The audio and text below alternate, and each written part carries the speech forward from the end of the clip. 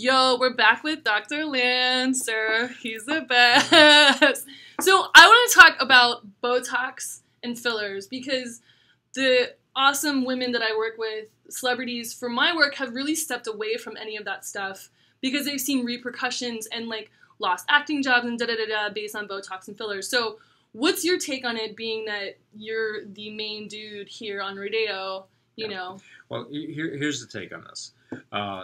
Do we do all those procedures here? Of course, because there are some people who need a little bit. Totally. There are some people who need to be maintained with it. Mm-hmm. There are some people who sort of like in drug rehab. Yeah. It's like you're Botox is a drug. slowly taking it off. We have to slowly withdraw it. Somebody who's into Restylane rehab, right. you have to slowly withdraw it.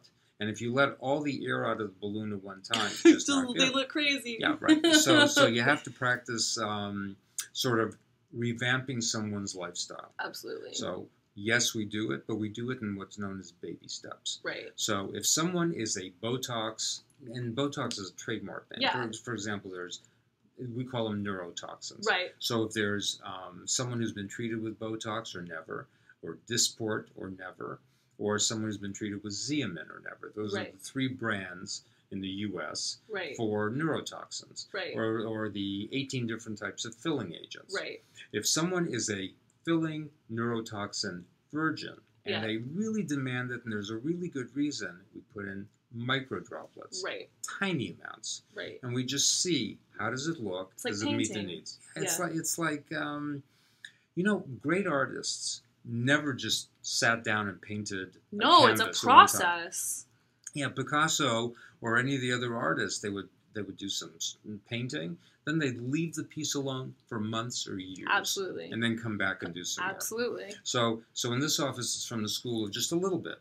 You know, I'll try a little bit if I think it's necessary. Usually, I will tell the person to wait. Yeah. Let the skincare do its magic. Yeah. And then see if there's a need.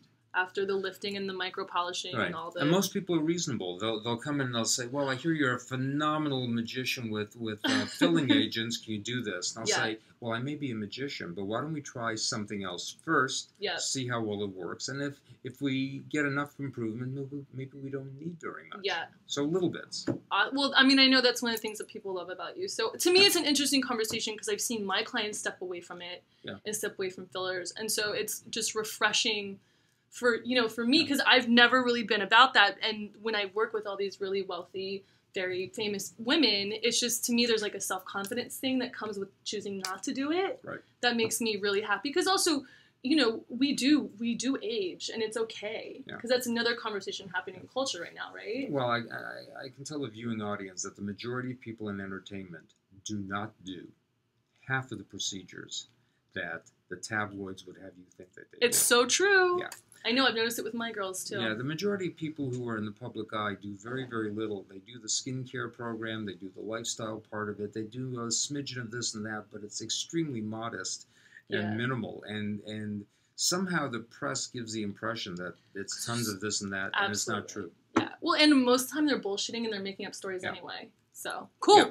So that's the 411 on Botox and fillers from the biggest dude in skincare. So we'll see you guys in the next episode. Check you later.